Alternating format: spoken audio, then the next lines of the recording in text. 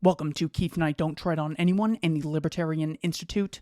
Many people are familiar with the concept that war is the health of the state, meaning that in a time of war, governments are able to get away with things they otherwise wouldn't in peacetime because there's an external enemy that the domestic population is so afraid of, they're much more willing to give up money, give up their rights than they otherwise would be. Anyone who dissents is commonly seen as working with the enemy, or at least being sympathetic to that enemy. Today I want to make the case that the inverse is also true. The state is the health of war, meaning that in many, many cases, wars are much more likely to occur as a causal result of there being a state which has things like a central bank, the ability to print money, the ability to initiate taxes, force people to fund things against their will, the recognized right to conscript in many countries. This is forcing people to perform labor against their will under the worst conditions, compulsory education, meaning that when the state has control over the minds of people when they're in very vulnerable situations, ages 5 to 18. The people that grow up under this society tend to see the state through a much more favorable light than any other institution in society, just as if the Catholic Church mandated people attend school, people might allow the Catholic Church to get away with things they otherwise wouldn't be able to.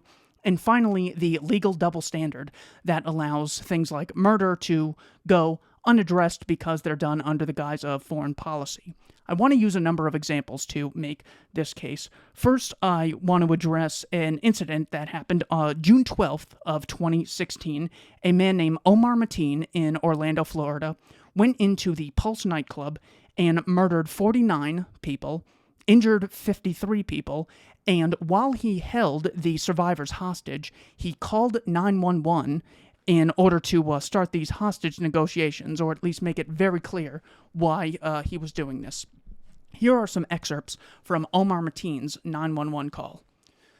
"You have to tell America to stop bombing Syria and Iraq. They are killing a lot of innocent people. What am I to do here when my people are getting killed over there? You get what I'm saying? You need to stop the U.S. airstrikes. They need to stop the U.S. airstrikes, okay? Tell the U.S. government to stop the bombing. They are killing too many children. They are killing too many women, okay? I feel the pain of the people getting killed in Syria and Iraq and all over the Muslim redacted. They need to stop bombing Syria and Iraq. The U.S. is collaborating with Russia, and they are killing innocent women and children, okay? Yo, the airstrike that killed Abu Wahid a few weeks ago, that's what triggered it, okay? They should have not bombed and killed Abu Wahid. The airstrikes need to stop and stop collaborating with Russia, okay? A lot of innocent women and children are getting killed in Syria and Iraq and Afghanistan, okay? Tell the airstrikes need to stop. Now you feel how it is. Now you feel how it is." Then President Barack Obama came out 4 days later to address the nation. This is a speech you could find on whitehouse.gov, and he said the following: "This was an attack on the LGBT community. Americans were targeted because we're a country that has learned to welcome everyone no matter who you are or who you love, and hatred towards people because of sexual orientation, regardless of where it comes from, is a betrayal of what's best in us." So something that was clearly motivated as blowback terrorism from the result of governments murdering civilians in other countries, Barack Obama saw this as a hate against homosexuals. So let's go to the complete opposite end of the spectrum. Donald Trump, then presidential candidate, came out June 13th, the day after. Here's what he said. "This is a very dark moment in America's history. A radical Islamic terrorist targeted the nightclub not only because he wanted to kill Americans, but in order to execute gay and lesbian citizens because of their sexual orientation. It's a strike at the heart and soul of who we are as a nation.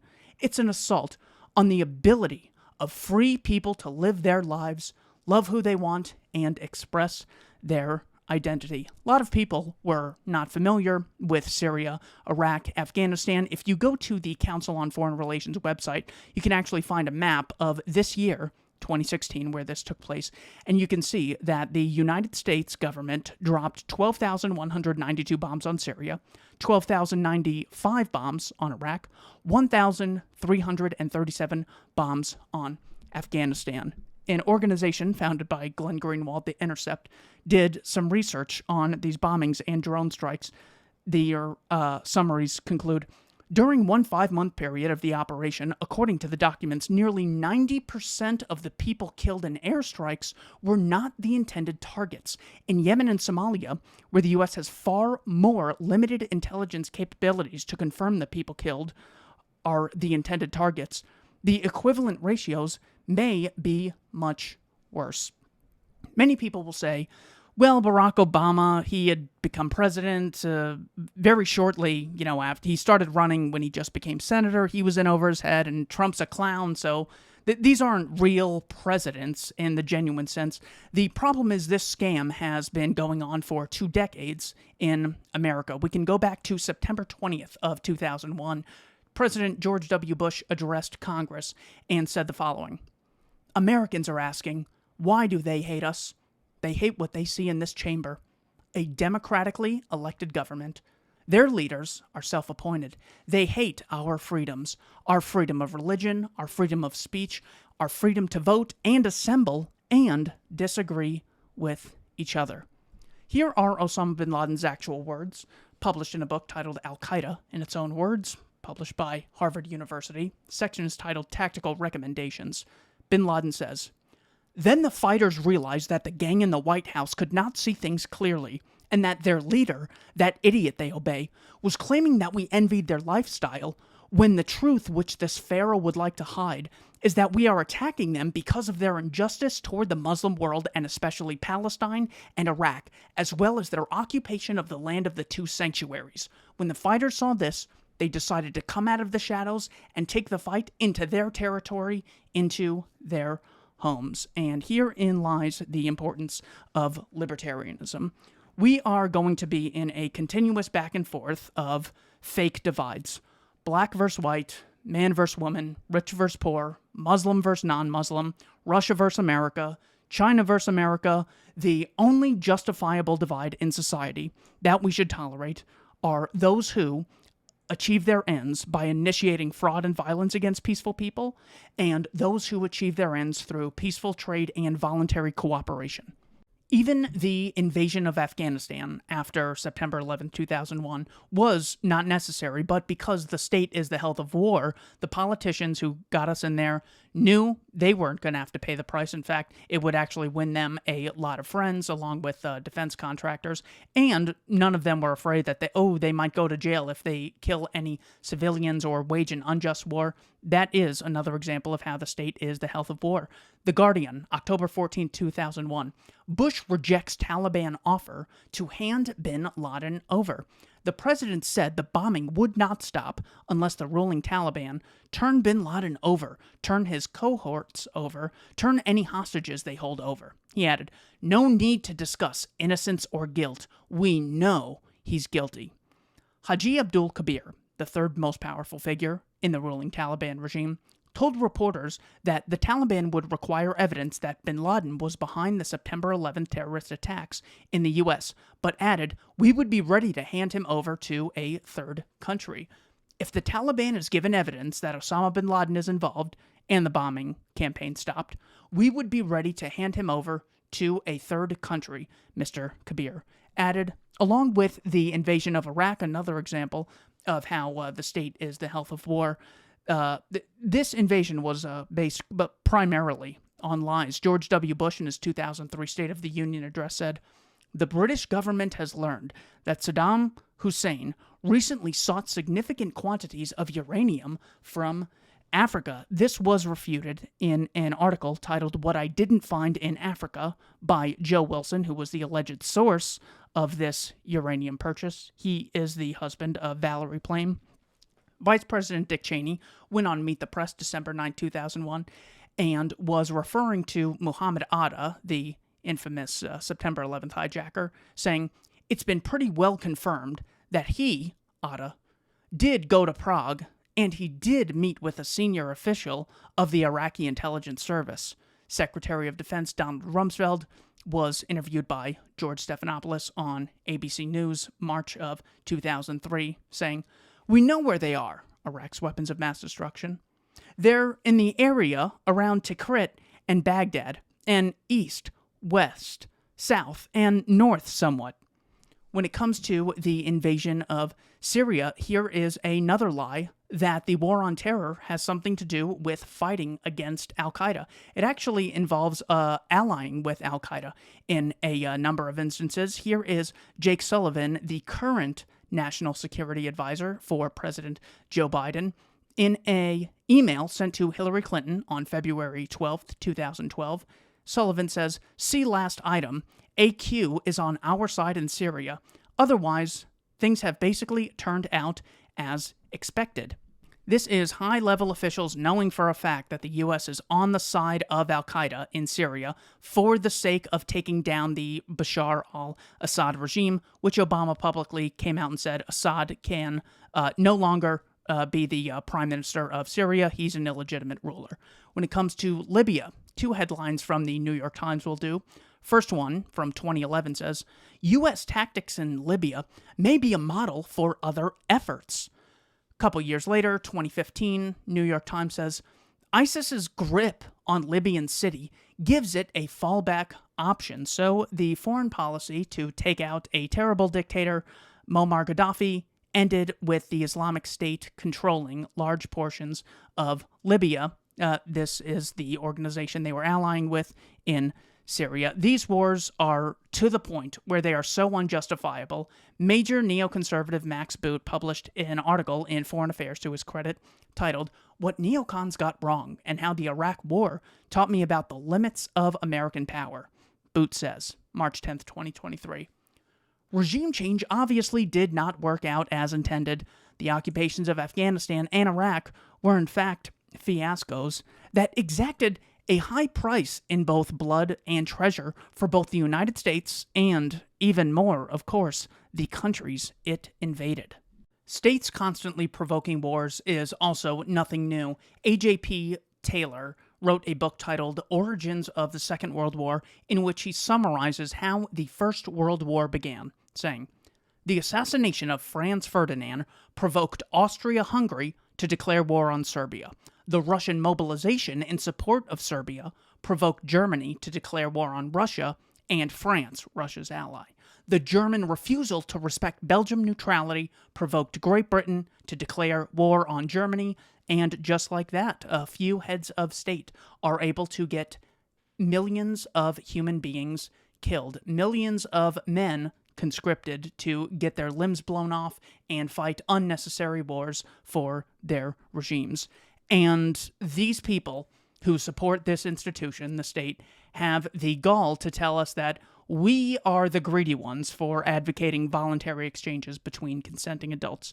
Listen to how Henry Asquith, the Prime Minister of Britain at the time, justified this declaration of war, knowing what costs are on the other end of this, knowing that hundreds of thousands of British men will be conscripted, get their limbs blown off, kids are going to grow up without parents, civilians are going to die. Here is the justification for bearing such a cost. Asquith says, "Our ambassador at Berlin received his passports at 7 o'clock last evening, and since 11 o'clock last night, a state of war has existed between Germany and ourselves. We have received from our minister at Brussels the following telegram. I have just received from Minister of Foreign Affairs, that is the Belgian Foreign Minister of Affairs, a note which the following is a literal translation. Belgium government regret to have to inform His Majesty's government that this morning armed forces of Germany penetrated into Belgium territory in violation of engagements assumed by treaty." The treaty they are referring to is a treaty that politicians in 1839 made on behalf of all future members of the United Kingdom, that they would have to go to war with a country if that country violated Belgium neutrality. When it comes to America's entrance into the First World War, we have a number of incidences that we can refer to. The primary one is the sinking of the Lusitania. This was off the coast of Ireland, we have a very telling publication. This is a book published by Yale University. A guy named Charles Seymour, the president of Yale University, gathered the papers of who Woodrow Wilson referred to as his right-hand man and his second personality, Colonel Edward House. In the intimate papers of Colonel House, Seymour publishes the following.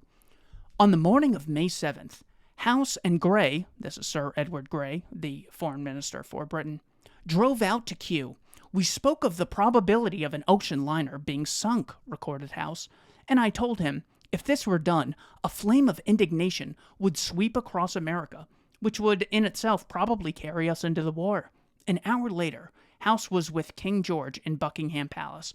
We fell to talking, strangely enough, the colonel wrote, that night, of the probability of Germany sinking a transatlantic liner. He said, suppose they, the Germans, should sink the Lusitania with American passengers on board. That is a coincidence for the coincidental theorists. That is an intentional provocation and attempt to justify entrance into a war to the sane people of the world. The Imperial German Embassy actually was putting out ads in American newspapers in 1915 to warn against the U.S. using these ships to transfer weapons from America to aid the British.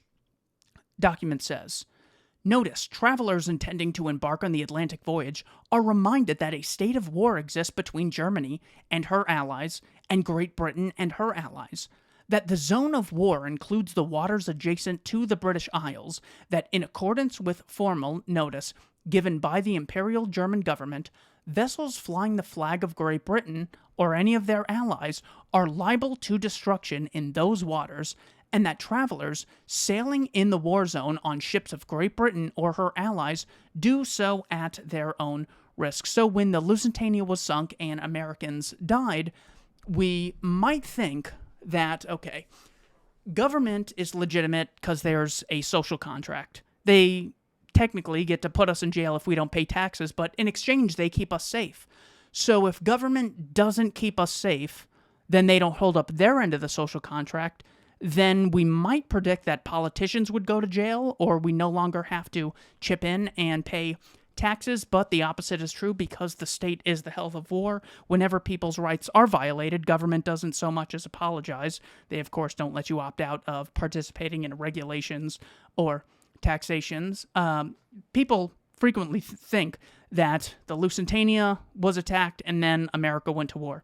Actually, that didn't happen. Woodrow Wilson ran on the concept that he kept us out of war because America was a much more isolationist country at the time. It wasn't until April 2nd, 1917, where Woodrow Wilson declared war on Germany, saying, "The world must be made safe for democracy. Its peace must be planted upon the tested foundations of political liberty. We have no selfish ends to serve. We desire no conquest, no dominion. We seek no indemnities for ourselves, no material compensation for the sacrifices we shall freely make. We are but one of the champions of the rights of mankind. We shall be satisfied when those rights have been made as secure as the faith and the freedom of nations can make them." The concept that they are sacrifices we shall freely make did not last very long. The Selective Service Act of 1917 was implemented by Woodrow Wilson. This conscripted men ages 18 to 45. So of the 4.8 million men who were in the war, 2.8 million of them were conscripted. Forced labor under the worst conditions. I'm very glad that people are against forced cotton picking. Forced cotton picking is absolutely terrible. Whipping against someone's will is absolutely terrible. What I would ask people to do is take that concept of forced labor being wrong and continue to apply it to the state. A man named George Creel wrote a book called How We Advertised America. He was the chairman of the Committee on Public Information during the First World War. In his book, he actually talks about the propaganda methods that were used to get people on board with conscription. Now, even though it was coerced, you still have to have a propaganda campaign to stop people from constantly resisting. This included 756,700 leaflets, along with 75,000 speakers who were promoting these ideas. He says, the next publication was a selective service register, a regular newspaper with one side of the sheet given over entirely to questions and answers, specific instructions, and general appeals. The other side of a striking poster blazoning the fundamental facts of registration. Newspapers and individuals, after reading or copying the stories, were then able to paste or hang up the sheet in such a manner as to let the poster carry its message to every passer-by.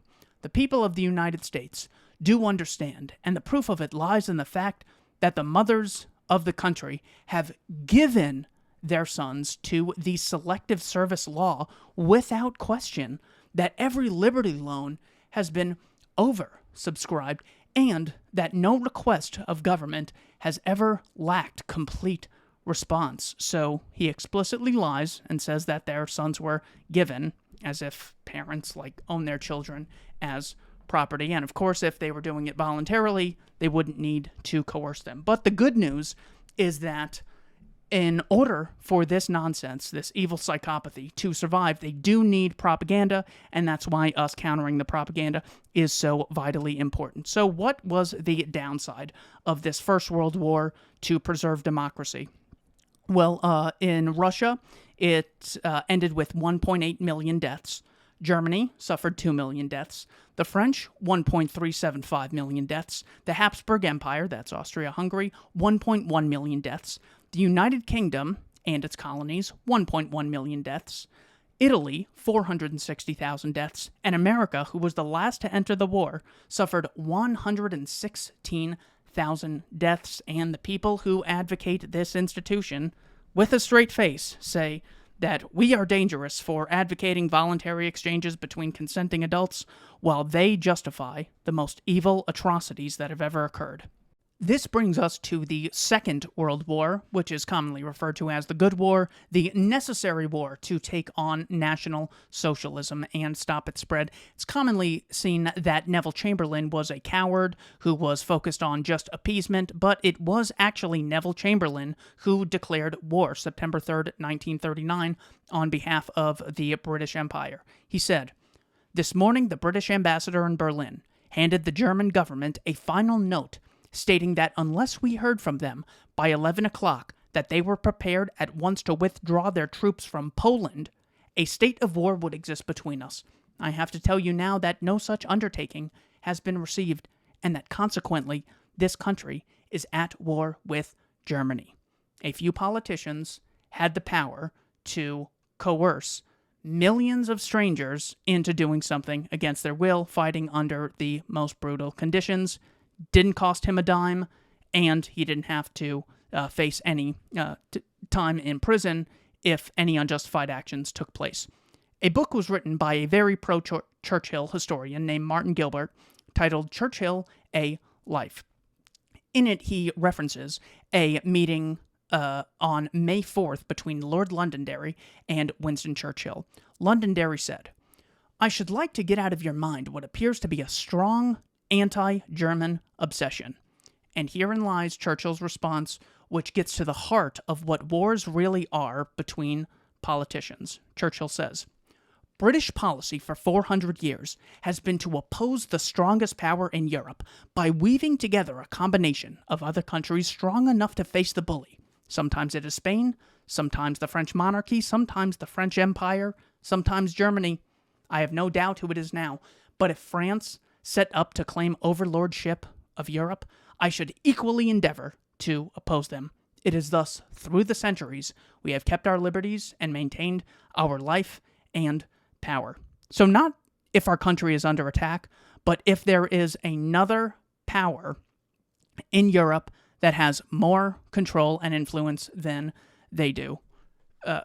Going back to the origins of Churchill's entrance into politics, he was actually the first Lord Admiralty in the First World War, and on August 12th, 1914, initiated a blockade around Germany, which got hundreds of thousands of German civilians murdered.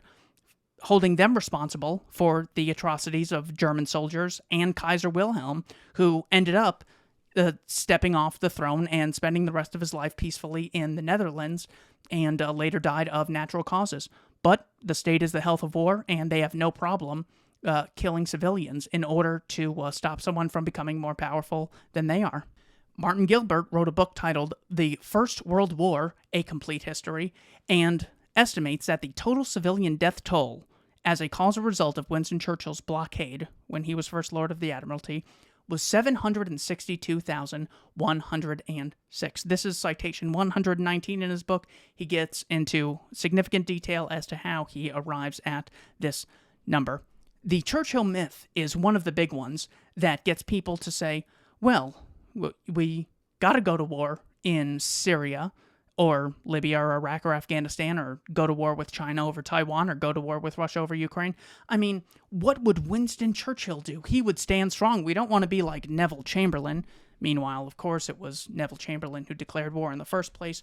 But it's important to know that Churchill committed an atrocity against the Allies that was equal in size to those who died at Pearl Harbor. This is referred to as Operation Catapult, where Churchill ordered the shooting and bombing of French servicemen off the coast of Algeria, leading to the death of 1,297 French servicemen. This took place in the summer of 1940. Also, it was Winston Churchill and Britain who initiated the bombing of civilians May 15th of 1940, and the German response came September 6th, 1940.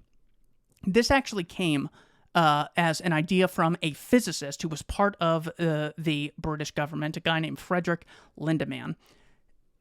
The summary of what Lindemann gave to Churchill was published in a book by C.P. Snow, a science advisor to the war government. He wrote a book titled Science and Government. Here is an excerpt from this book. The paper laid down a strategic policy. The bombing must be directed especially against German working-class houses. Middle-class houses have too much space around them, and so are bound to waste bombs. The paper claimed that given a total concentration of effort on the production and use of bombing aircraft, it would be possible in all the larger towns of Germany, that is, those with more than 50,000 inhabitants, to destroy 50% of all houses. J.M. Spate wrote a book titled Bombing Vindicated. He was the principal secretary for the Air Ministry. In his book, Bombing Vindicated, a survey of recent developments by this leading authority on air warfare, 1944, Spate says, because we were doubtful about the psychological effect of propagandist distortion of the truth, that it was we who started the strategic bombing offensive, we have shrunk from giving our great decision of May 11th, 1940, the publicity which it deserves. It was a splendid decision. It was as heroic, as self-sacrificing as Russia's decision to adopt her policy of scorched earth. They used this bombing campaign against civilians for the crimes that Adolf Hitler and the National Socialist military were responsible for. They punished the civilians, knowing that they wouldn't have to face any charges. They didn't have to bear the cost. These atrocities took place in Dresden, Leipzig, Hamburg, Berlin, Cologne, and it's also important to note that the vast majority of people in these conflicts are actual conscripts. So again, far from governments being our representatives, if they really represented us, they would deal with us on a mutually beneficial, voluntary basis, just like every other organization in society. It's also important to note that Winston Churchill knew that the initial declaration of war against Germany was completely unjustified, because he said April 13th of 1933 to Parliament, he gave this speech saying, "Many people would like to see a little while ago, and I was one of them, the question of the Polish corridor adjusted. For my part, I should certainly have considered that to be one of the greatest practical objectives of European peacekeeping diplomacy." In other words, when the National Socialists invaded Poland, they went into a city called Danzig, which was more than 95% German and had the population of Kansas. Kansas City. This is about 410,000 civilians. And as an alleged favor to Poland, British declared war against the Germans. And the Poles, as a result of this war, suffered millions of deaths. So when a government says, hey, Taiwan, we're going to protect you, so we're going to give you a war guarantee, that is not necessarily a favor to Taiwan. Hey, Ukraine, we're going to have you be a de facto NATO member. That is not necessarily doing the people of Ukraine or Taiwan any favors. It turns out that Winston Churchill was more or less ashamed of the consequences of the Second World War. He published 6 books after the Second World War, the first of which is titled The Gathering Storm. Quoting from the preface in March of 1948, Churchill says, "The human tragedy reaches its climax in the fact that after all the exertions and sacrifices of hundreds of millions of people and the victory of the righteous cause, we have still not found peace or security, and that we lie in the grip of even worse perils than those we have surmounted." This is in reference to the fact that after fighting a war for Polish independence, Poland was given to Joseph Stalin, along with Albania, Bulgaria, all of Czechoslovakia, not just the Sudetenland, Hungary, East Germany, Romania, and Yugoslavia. The one place that Churchill pushed back on at the Yalta Conference to Stalin was, look, we declared a war for Polish independence. Millions of Poles have gotten killed. We would at least like free elections in Poland. To which Joseph Stalin responded, free elections like in British-occupied Egypt?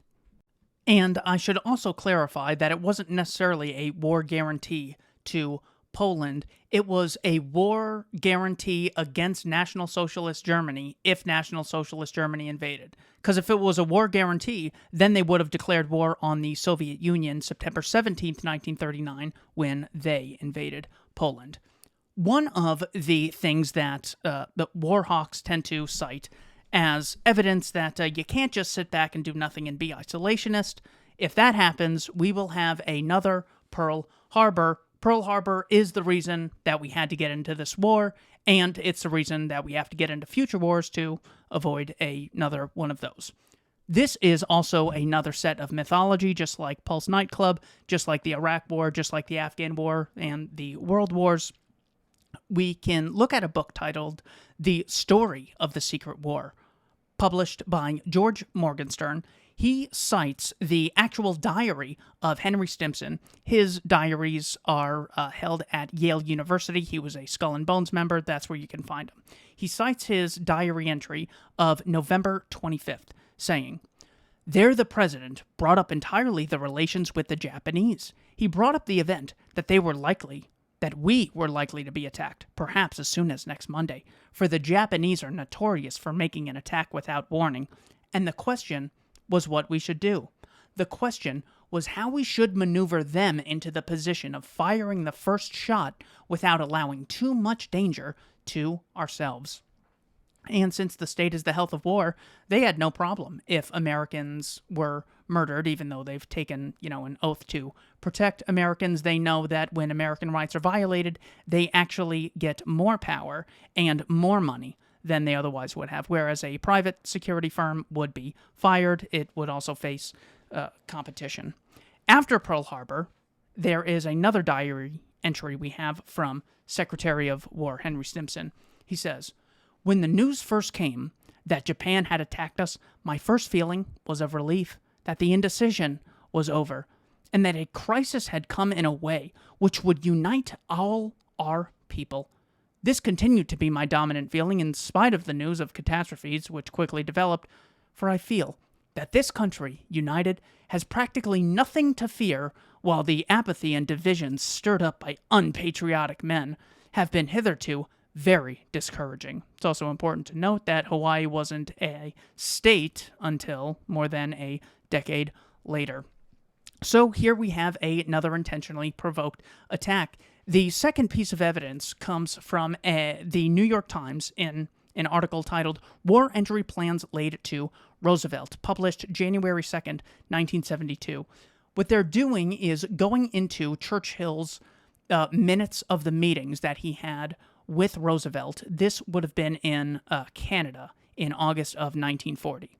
Churchill says, he, Roosevelt, obviously was determined that they should come in.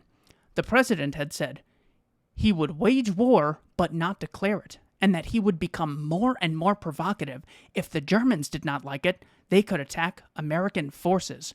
Everything was to be done to force an incident. The president had taken this very well, and made it clear that he would look for an incident which would justify him in opening hostilities. The nail in the coffin of the Pearl Harbor advocates came in 1999 in a book titled Day of Deceit by Robert Stinnett. He uses a piece of evidence titled the McCollum Memo. This was published by Naval Intelligence official Arthur H. McCollum.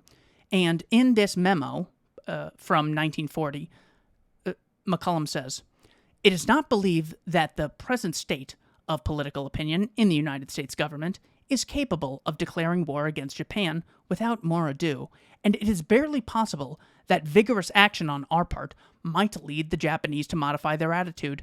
Therefore, the following course of action is suggested. A. Make an arrangement with Britain for the use of British bases in the Pacific, particularly Singapore. C. Give all possible aid to Chinese government of Shanghai Shek. D. Send a division of long-range heavy cruisers to the Orient, Philippines, or Singapore. F. Keep the main strength of the U.S. fleet now in the Pacific in the vicinity of the Hawaiian Islands. H. Completely embargo all U.S. trade with Japan in collaboration with a similar embargo imposed by the British Empire. We know that this wasn't just some kook saying nonsense, because these were actually implemented, most popularly, the Section H, Complete Embargo of Trade with Japan. This is known as the Export Control Act of 1940. Japanese property was also seized by the U.S. government. Not too long after Franklin Roosevelt had the Gold Confiscation Act and confiscated gold from all Americans. The memo ends with McCollum saying, "If by these means Japan could be led to commit an overt act of war, so much the better. At all events, we must be fully prepared to accept the threat of war, because war is the health of the state, and the state is the health of war. All these people have all the incentives to get people into war, to get their limbs blown off, just for political clout." This is the reason that historical narratives are so important, because people believe the Pearl Harbor myth. Japan had an unprovoked attack against America because they wanted to drag us into a war. The reason it's so bad is because it allows people to justify the great atrocities which they would never think twice about justifying. You see someone get murdered, and you say that's a bad thing. But when we have something like Operation Meeting House, March 10th, 1945, where 279 Boeing B-29 Super Fortress heavy bombers murdered 90,000 civilians and left 1 million people homeless in Japan, people say, well, good. They attacked us on Pearl Harbor out of nowhere for no reason, while Roosevelt tried to keep us safe. Also justifies things like the mass murder of civilians in Hiroshima and Nagasaki. Lowest estimates you could find are around 129,000 deaths for those. When it comes to the Second World War deaths, this is the cost of war. Russia, the lowest number you can find is 10.7 million deaths for the Russians. Germany, 5.5 million deaths. France, 212,000 deaths. UK and its colonies, 491,000 deaths. Italy, 301,000 deaths. And the United States, 417,000. A note is made by Patrick Buchanan after citing these statistics, saying, for each dead serviceman, 3 or 4 were wounded. Figures do not include millions of dead from the influenza epidemic after World War I, or millions of civilian and military dead in nations of Eastern and Central Europe, and the Balkans fought over by Hitler and Stalin in World War II. It also doesn't mention the number of soldiers who commit suicide as a causal result of things they did and things they saw. So imagine if the voluntary sector engaged in such atrocities were already called greedy dog-eat-dog competition individualist, every man for himself isolationists. But these are the real-world atrocities of governments, to which many people say, well, maybe we just need to elect different politicians. Imagine if the private sector did something like this, and the response from libertarians was, well, maybe we should have different CEOs of companies. Don't question the incentive structure. Don't question the fact that they have access to a central bank, the ability to conscript, the double standard when it comes to committing mass murder. No, we just need to get different CEOs in there. It's like saying, we should give the Ku Klux Klan a ton of money and a ton of power and legal immunity, and then have a really nice grand wizard of the Ku Klux Klan. That is how ridiculous it is to say, oh yeah, I support government, and I'm also anti-war, by the way. See, you would think that after all these atrocities, governments would say, look, the world wars were horrible, we're here to serve the people, that was then, this is now, let's make the peace. Unfortunately, they did not learn the lesson or care to appreciate it. There was a meeting on February 9th, 1990, between head of the Soviet Union, Mikhail Gorbachev, and James Baker in Moscow. James Baker was the American Secretary of State. In this meeting, Gorbachev says the following: "The President and I have made clear that we seek no unilateral advantage in this process. We understand that the need for assurances to the countries in the East. If we maintain a presence in a Germany that is part of NATO, there would be no extension of NATO's jurisdiction for forces of NATO 1 inch to the east." So just as the Americans did not want the Soviets to have missiles off the coast of Cuba, the Russians said, we do not want the Americans to have missiles surrounding Russia so they could attack at any time. It would put them in a very vulnerable situation. So we could ask ourselves, empirically, has NATO, the North American Treaty Organization, moved any inches toward the east since February 9th, 1990? Unfortunately, NATO has. They have gone quite east, actually. They now include countries such as the Czech Republic, Hungary, Poland, Bulgaria, Estonia, Latvia, Lithuania, Romania, Slovakia, Slovenia, Albania, Croatia, Montenegro, North Macedonia, and as of this month, Finland. It was actually known by the State Department and the Secretary of State that a war in Ukraine and potential third war, proxy war between America and Russia over Ukraine, could come about. We know this because the hero Julian Assange brought to our attention this memo that was published by the then foreign ambassador, William J. Burns, who was the current head of the CIA, February 1st, 2008. The document's titled, "Niet Means Niet, Russia's NATO Enlargement Red Lines." Here is Burns' summary to Condoleezza Rice, saying, "Following a muted first reaction to Ukraine's intent to seek a NATO membership action plan at the Bucharest summit, Foreign Minister Sergei Lavrov and other senior officials have reiterated strong opposition, stressing that Russia would view further eastward expansion as a potential military threat. NATO enlargement, particularly to Ukraine, remains an emotional and neuralgic issue for Russia, but strategic policy considerations also underlie strong opposition to NATO membership for Ukraine and Georgia. In Ukraine, these include fears that the issue could potentially split the country in two, leading to violence or even, as some claim, civil war, which would force Russia to decide whether to intervene." So instead of calling for an independent Ukraine, what happened was in 2014, Amy Klobuchar, senator from America, Senator John McCain, Senator Chris Murphy, Senator Lindsey Graham, all went to Ukraine and supported the overthrow of Viktor Yanukovych, the then president of Ukraine, who was relatively friendly to Putin. John McCain said while he was in Ukraine in 2014, "What we're trying to do is bring about a very peaceful transition here that would stop the violence and give the Ukrainian people what they unfortunately have not had with different revolutions that have taken place." So Putin views it as highly important that he has put pressure on Ukrainians, the price of energy, different kinds of activities. The word is very clear that he has made certain threats. Whether he would carry them through, I don't know. state is the health of war. They provoked a war, knowing what could happen, and all of us have to suffer as a consequence of it. Both the Ukrainian people specifically and the American taxpayer, and we're at constant risk for nuclear exchange. On February 25th, 2014, Senator Chris Murphy was on C-SPAN and said, "I think it was our role, including sanctions and threat of sanctions, that forced, in part, Yanukovych from office." So the idea that the U.S. was not participating in a coup against the Ukrainian regime. George Soros has said this on statements regarding the National Endowment for Democracy.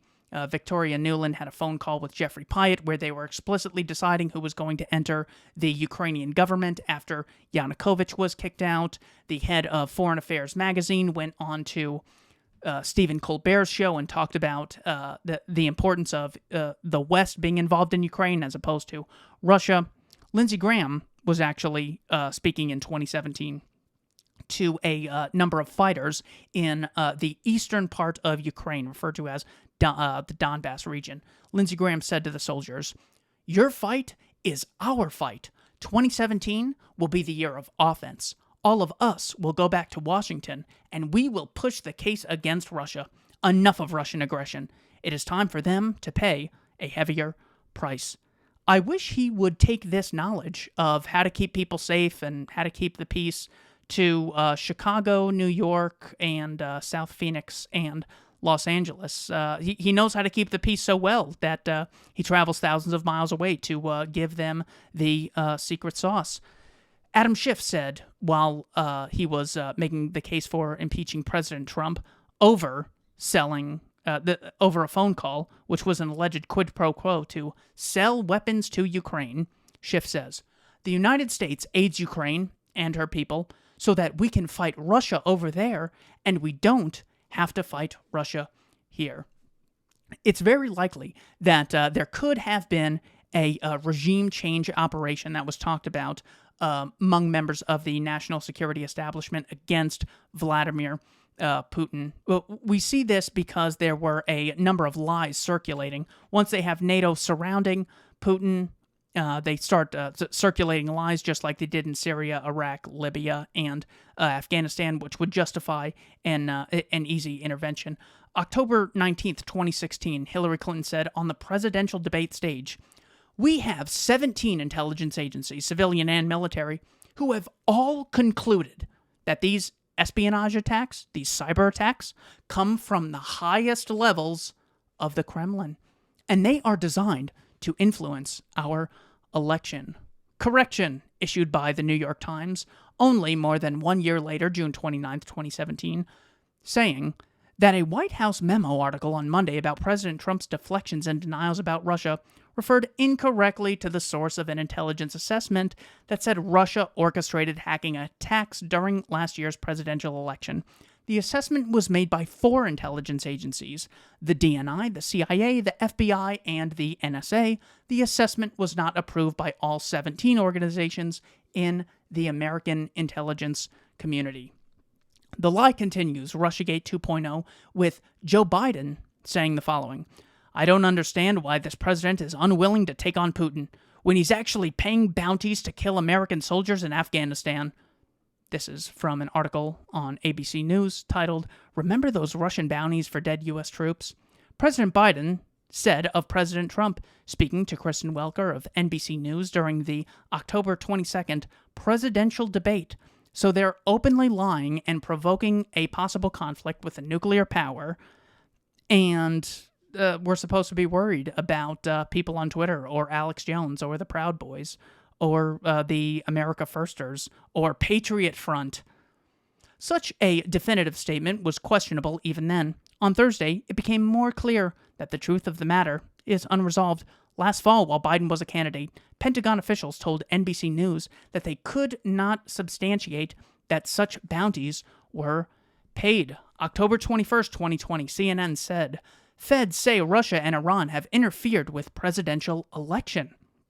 So we would have expected another Robert Mueller investigation since Russia and Iran interfered with the presidential election. Still waiting on that. Politico reports Hunter Biden's story is Russian disinfo. Dozens of former intel officials say. The experts are even saying it. More than 50 former intelligence officials signed a letter casting doubt on the provenance of a New York Post story on the former vice president's son. This lie was later retracted by very few organizations and mostly ignored by others when it turned out that Hunter Biden left his laptop at a Delaware repair shop, and that is how Rudy Giuliani got his hands on the information. The current National Security Advisor, Jake Sullivan, for the Biden administration, appeared at the Council on Foreign Relations this year and said the following to the crowd. Foreign policy, like all policy, is about trying to protect and defend our way of life. And what we basically say in the national security strategy is that we face two strategic challenges at once on an equal plane of importance.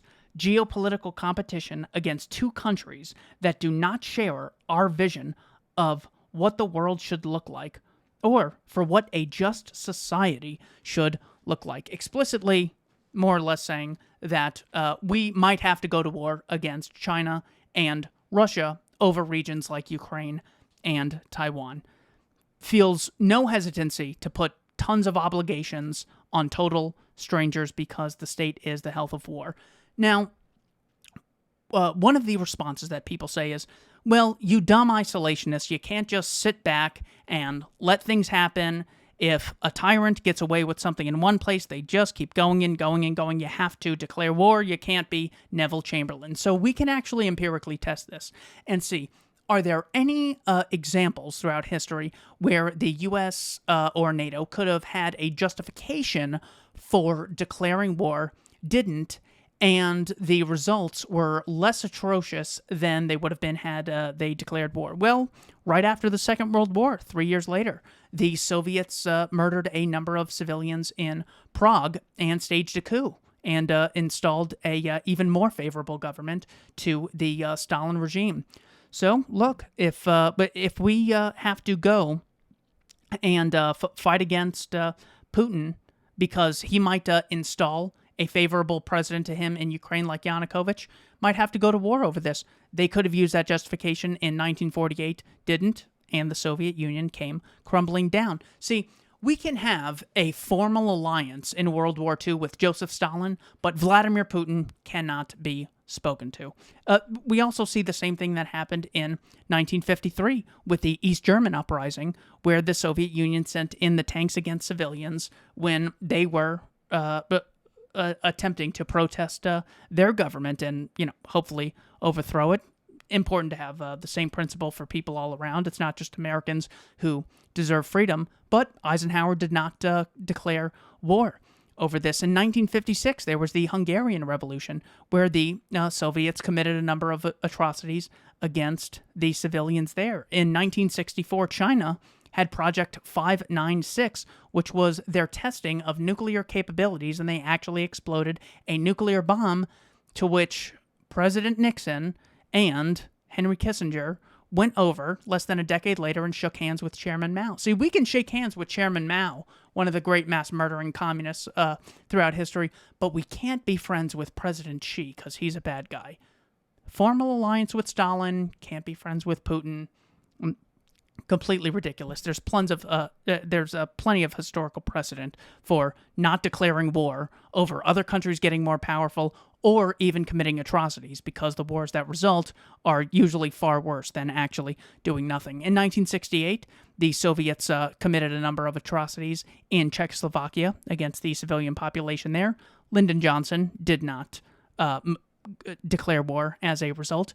Under President Reagan, the Soviets committed atrocities in Poland against the Solidarity movement, and Ronald Reagan did not declare war when he could have said we have to go fight and defend the people of Poland.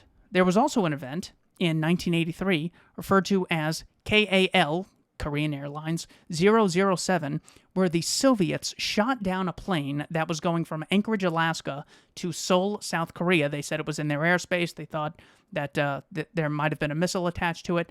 Soviets killed a bunch of Americans and civilians who were on that flight, including a member of Congress, Larry McDonald, and Ronald Reagan did not declare war as a result, and within a decade, the Soviet Union came crumbling down. So the idea that we have to wage war but when a government does a terrible thing. See, it is really immoral for you to ever even walk inside the Capitol building without a permission slip if you're unhappy with your government. But if they're unhappy with another government over anything, well, they can just declare war and kill millions of people. That's totally fine. Here, the concept that, well, America doesn't negotiate with terrorists and we can't talk to bad guys. Roosevelt talked with Stalin. Ford and Kissinger met with Chairman Mao. Ronald Reagan met with a number of Mujahideen fighters to fight a proxy war in the in Afghanistan against the Soviet Union. Can you believe those stupid Soviets? They got bogged down in an unwinnable war in Afghanistan. What kind of empire would ever fall for such a thing? Donald Rumsfeld famously shook hands with Saddam Hussein and gave them weapons to fight against the Iranians. And worst of all, Joe Biden was happy to spend time with Mohammed bin Salman, the mass murderer of Yemen. So, after all this, NATO defenders will say, well, we have to stick with NATO and basically do what NATO says, because either we have NATO, which supports democracy, or we have terrible autocrats. But NATO has supported dictators in the past. Antonio Salazar was the dictator of Portugal for some time. In Greece, while Greece was a member of NATO, they were under the regime of colonels from the late 60s through the early 70s. Vladimir Zelensky is NATO's current boy in Ukraine, and he has confiscated property from the Eastern Orthodox Church, had a no-leave policy. On February 24th, he had conscripted men into fighting in the military against their will. He bombed Poland and killed 2 civilians in November of last year, and got on the air and lied and said that it was actually Vladimir Putin. He's nationalized the media and has outlawed 11 competing political parties, and NATO is for democracy. Now, NATO has something called Article 5, where it says the parties agree that an armed attack against one or more of them in Europe or North America shall be considered an attack against all, and consequently they agree that if such an armed attack occurs, each of them, in exercise of the right of individual or collective self-defense recognized by Article 51 of the Charter of the United Nations, will assist the party or parties so attacked by taking forthwith, individually and in concert with the other parties, such as deemed necessary. So, this means if one is attacked, all of them go to war in this military alliance. And they never did this to the Soviet Union. They never declared war, even after all of those Soviet atrocities, because the NATO countries were not attacked. The first time NATO ever declared war was after the attacks of September 11th, 2001, and after a 20-year war in Afghanistan, where tens of thousands of civilians were murdered, trillions of dollars spent, tons of American soldiers killed, many American soldiers given PTSD and end up killing themselves. The Taliban took over in 11 days, and this is who we are going to use to fight against nuclear Russia and nuclear China. It doesn't even occur to them, and I'm not referring to the politicians, the voting population at large, where they say, well, the good thing about war, yeah, there's a lot of death, a lot of destruction, and countries can end up with worse governments than they had previously because people are so desperate to get out of the wartime atrocities that they'll basically allow any dominant personality to take control. But the good thing is that it makes you really powerful, and when you go to war, you can take over a country, then you have more power and influence, and that's a good thing. Well, there is another side to this pancake, no matter how flat you make it, and that is that wars can frequently destroy empires. After the First World War, the Austro-Hungarian Empire that started the war and declared war against Serbia no longer exists as a causal result of going into the First World War and lost 1 million of their people in the process. The French Empire collapsed after Napoleon's defeat in 1815. The German Empire after the First World War, not to mention the next Reich that failed after they started taking too much land. That's an example of wars taking down empires. The British Empire in 1920 was calling the shots on roughly 1/5 of planet Earth. The Russian Empire collapsed after the First World War when they were so weak that their military was so spread thin that the Bolsheviks were allowed to take over in 1917. They originally tried in 1905 and failed, but once the military had conscripted people and they were getting their limbs blown off overseas for unjustified wars, where then the Bolsheviks were able to easily take over in 1917. Also, the Soviet Empire fell as a causal result of too much expansion. They fought a war in Afghanistan that they couldn't sustain. Either they have to tax the population and allocate resources to less desirable ends and take away necessities, or they have to print more money and increase the money supply, which makes everyone's money worth less than it otherwise would be. The Japanese Empire fell in 1945. Another example of how war doesn't just make you powerful, it creates tons of enemies unnecessarily. And the Ottoman Empire also fell after the First World War. So how is it that we can have a theory that governments are constantly unjustly getting their populations into war, and how is it that all of these falsehoods from the Spanish-American War, the Gulf of Tonkin, the First, Second World War, Afghanistan, Iraq, how is it that all of these governments tend to constantly engage in deceptive behavior? Well, a thesis was put forward in 1928 by Arthur Ponsonby in a book titled Falsehood in Wartime, where he lists all of the British, German, French, and American lies that circulated in the First World War in both the press and from politicians. Ponsonby's thesis is as follows. Falsehood is a recognized and extremely useful weapon in warfare, and every country uses it quite deliberately to deceive its own people, to attract neutrals, and to mislead the enemy.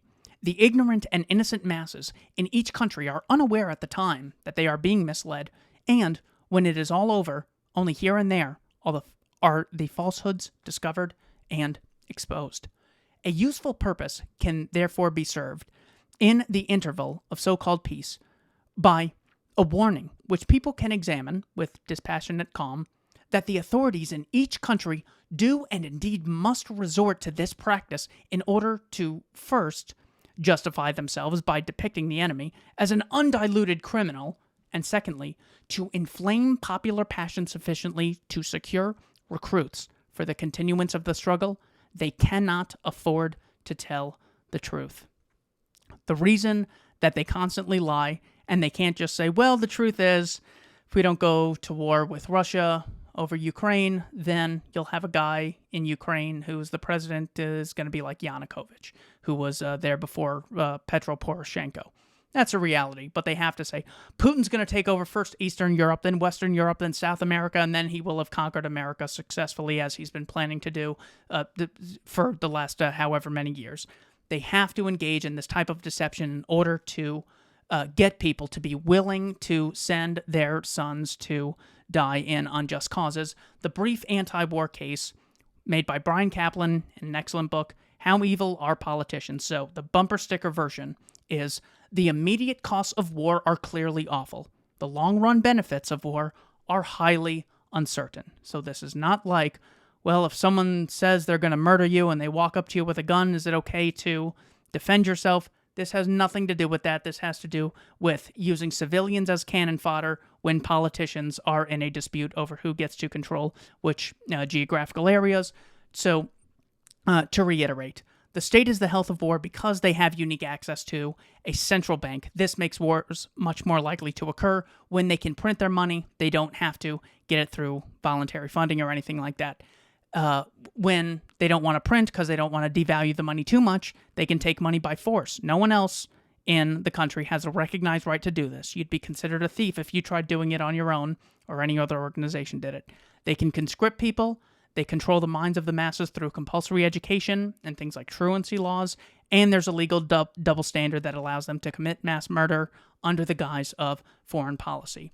This is summarized by Hans Hoppe, a PhD in economics from the University of Nevada, Las Vegas, in a book titled Economy, Society, and History. The state is the health of war thesis. He says, first, we should recognize that institutions, such as states, show a natural aggressiveness. The explanation is very simple. If you have to fund your own aggressive ventures yourself, out of your own pocket, that will somewhat curtail your natural inclination to fight other people because you have to pay for it yourself. On the other hand, if you imagine that if I want to fight some of you guys and I can tax him or I can tax him and ask them to support me in fighting endeavors, then whatever my initial aggressive impulses might be are certainly stimulated because I can externalize the cost of war on to other people. I don't have to bear the cost myself. Other people have to bear the cost. This explains why institutions that have the power to tax, and also institutions that have the power to print money in later ages, have financial abilities to make it more likely that they go to war. Then you would go to war if the power to tax was lacking or the power to print money was lacking on your part. So what can we do? We have this general thesis that there's certainly a great deal of evidence for. I think the answer of what the freedom fighters in this age can do is to learn a lesson from Kaiser Wilhelm in his book, The Kaiser's Memoirs. He says towards the end of it that I cannot bring myself to dismiss this propaganda by branding it with such catchwords as a piece of rascality, etc., since it constitutes an achievement which, in spite of its repugnant nature, cannot be ignored. It did us more harm than the arms in the hands of our opponents. The English were more than our match with that terrible weapon of theirs, the tank, against which we could bring nothing of equal efficiency. So also were they superior to us with their very effective weapon of propaganda. The unjust peace of Versailles could not have been founded upon Germany's war guilt unless the propaganda had previously accomplished its task, and partly with the support of German pacifists, instilled into the brains of 100 million human beings the belief in Germany's war guilt, so that the unjust peace of Versailles seemed to so many justified. So, the power of propaganda is absolutely vital. What I think we should do is find our greatest communicators, our greatest propagandists to promote the anti-war message. And there is one person in particular I want to look at. Here is an article published by The Independent, a woman named Skylar Baker Jordanson. She says, I went to a right-wing libertarian conference as a socialist. I was pleasantly surprised by what I found.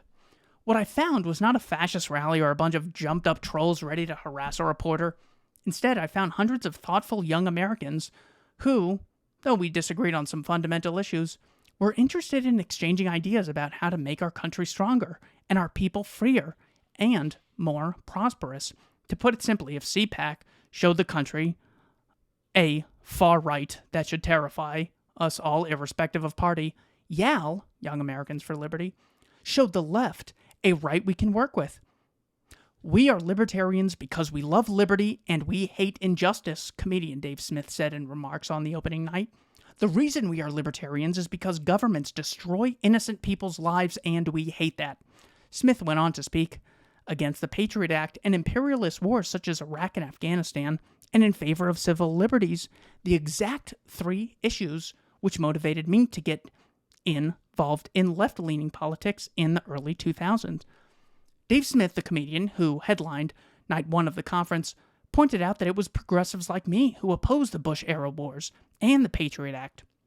I found myself dismayed when liberals on Twitter demanded January 6th insurrection suspects be added to the no-fly list. I'm old enough to remember when the left opposed the no-fly list, and I still do. Indeed, my principles have not changed much since 2002. American politics, however, has. Dave Smith has fortunately appeared on places like the Joe Rogan Experience. He's been on the Jimmy Dore Show, the Tim Pool Show. He's been on Megyn Kelly's show. He's been on Kennedy's show. He is an excellent communicator, and this is someone that we can certainly learn a great deal from when it comes to changing the culture and changing how people see the world in general. We get someone who's confident, can make the message very clear. He's got millions of views. This is on Joe Rogan's YouTube alone. Most of his views are on Spotify. The topics they discuss on Joe Rogan's show, you can see on the screen. Dave Smith breaks down the reason Russia invaded Ukraine. Dave Smith explains the war in Yemen. Dave Smith passionately opposes vaccine passports, the military-industrial complex, and CNN being exposed. So, by using what people like Dave Smith have shown us, he is certainly a guy we can continue to support, and hopefully we can emulate, as Murray Rothbard said, to use the phrases of the New Left of the late 1960s, the ruling elite must be demystified, delegitimated, and de-sanctified. It's people like Dave Smith who are leading the charge, and I hope we can continue to support his efforts and the efforts of all the other people making the anti-war case in America. Thank you for watching Keith Knight Don't Tread on Anyone and the Libertarian Institute.